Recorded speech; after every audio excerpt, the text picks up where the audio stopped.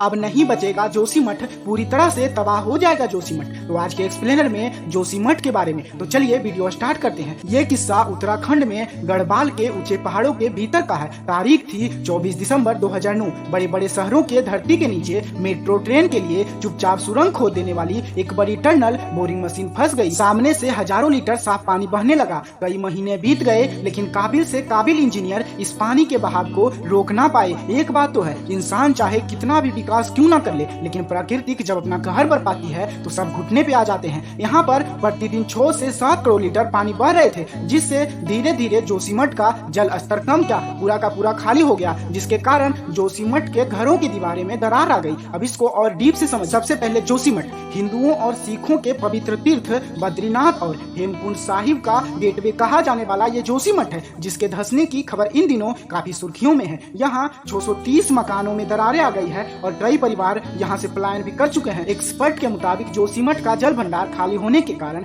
यहाँ के जमीन में दरारें आ गई है। अब जमीन में दरार आने का मतलब घर में भी दरार आना तय है। और दरार क्या, इतनी बड़ी बड़ी दरार आ गई है कि उससे इंसान भी बाहर निकल सकते हैं। इस नगर को बर्बाद होने से अब कोई नहीं बचा सकता, ये एक्सपर्ट जो है पहले से भी बता रहे हैं। अब देखिए, इंसान को तो सिर्फ अपनी जरूरतों को पूरा करना है, फिर चाहे उन्हें खुद की अस्तित्व को ही क्यों ना खत्म करना पड़े। वही हुआ भी। जोशीमठ में बन रहे विष्णुगढ़ हाइड्रो इलेक्ट्रॉनिक प्रोजेक्ट के लिए जमीन खोदी गई। यह project national thermal power corporation यानी एनटीपीसी का था। इसके तहत 4 सुरंग खोदी गई थी। तेज ढलान वाली सुरंगों से गुजरने वाले पानी की ताकत से 520 मेगावाट बिजली उत्पन्न करना चाहती थी, लेकिन कुदरत के सामने इंसानों की एक ना चली और 2014 में इस प्रोजेक्ट को बंद कर दिया। प्रोजेक्ट तो बंद हो गया, लेकिन एक इंसान की गलती दूसरे इंसान पर बढ़ गया भारी। अब देखिए, जोशीमठ और तेजी से ढल सकता है, तबाह हो सकता है। उसका कारण है, सभी का मानना है कि जोशीमठ मैरीन यानी ग्लेशियर से लाए गए मटेरियल पर बसा है, लेकिन ऐसा है नहीं। जोशीमठ लैंडस्लाइड मटेरियल पर बसा है। करीब 1000 साल पहले लैंडस्लाइड हुआ था, जिसके बाद पहाड़ से टूटे मलबे को इकट्ठा कर इस शहर को बसाया गया।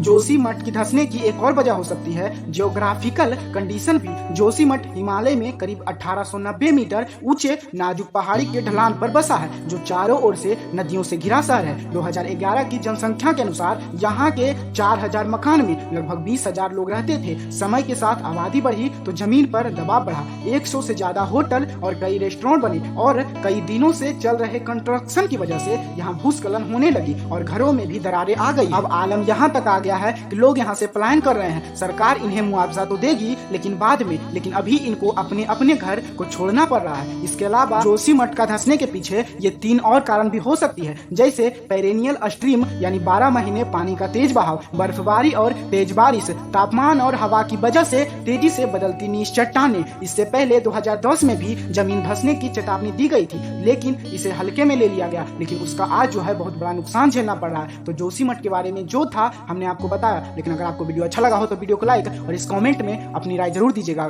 Thank you for watching.